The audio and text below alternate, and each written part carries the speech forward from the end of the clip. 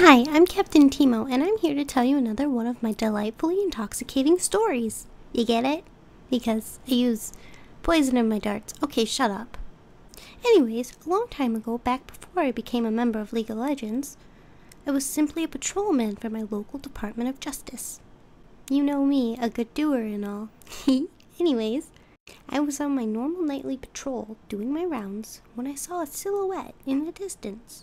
I called out to the large shadowy figure, "Hello, Patrolman Teemo here. What's your business? This is private Demacian property." The figure didn't even flinch. I slowly began to approach the figure. 1, 2, 3 steps closer, and he still did not move. As I was taking my 4th step, a mushroom fell out of my pouch, and it rolled all the way towards the figure. I watched nervously as the very large shadowy figure bent down to pick up my mushroom. He held the mushroom in what appeared to be giant hands, and then smashed my poor mushroom into bits. I found myself slowly backing up in terror, but I did not run, 'cause I am Teemo. I am not a coward. But I would be a liar if I didn't admit to peeing myself a little bit as I watched him slowly turn around towards me.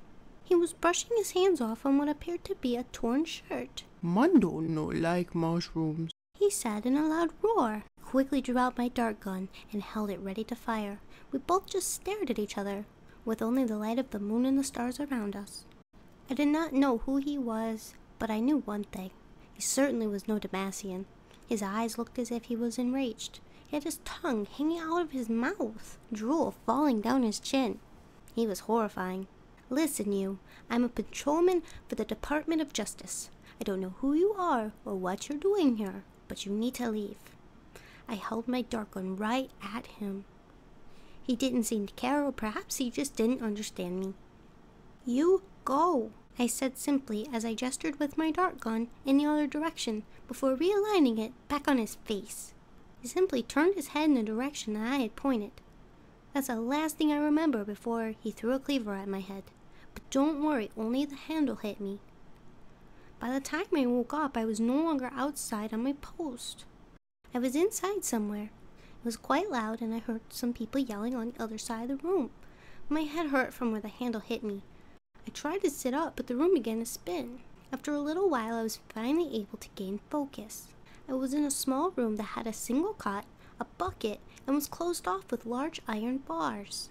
I slowly made my way towards the large bars and looked around. I could see many other rooms identical to my own. In the cell directly across from me, I saw a woman with long blue and yellow hair sitting on her cot with her face in her hands. "Hello?" I said softly. She looked up and her face lit up with joy. "Teemo, is that you?" She had tears running down her cheeks, and at that moment I no longer felt fear. I knew where I was.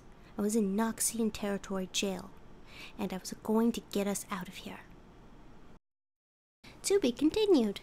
Be sure to look for the next part of the story.